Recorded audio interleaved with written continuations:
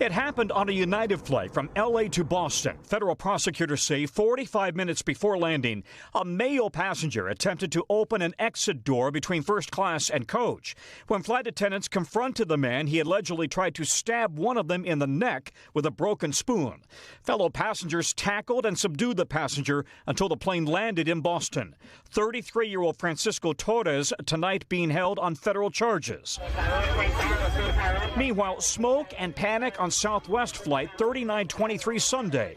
The 737 hit by birds as it took off from Havana, Cuba, headed for Fort Lauderdale. The engine exploded and on fire. Terrified passengers donned oxygen masks as the crew circled back, making an emergency landing in Havana. Smoke started coming into the cabin, and they just had to stay in your seats, and we had to start breathing. Bird strikes are common but rarely cause serious damage. The miracle on the Hudson landing in 2009 came after a flock of geese took out both of the plane's engines.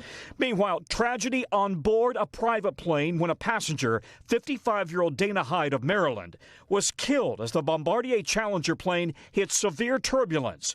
The plane flying from New Hampshire to Virginia, making an emergency landing in Connecticut.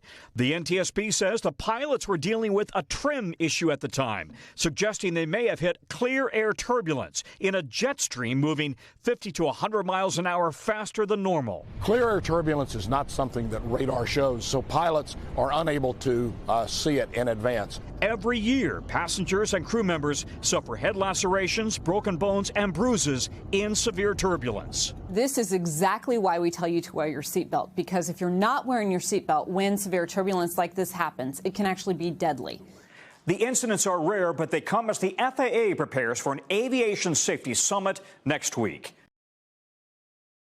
Thanks for watching our YouTube channel. Follow today's top stories and breaking news by downloading the NBC News app.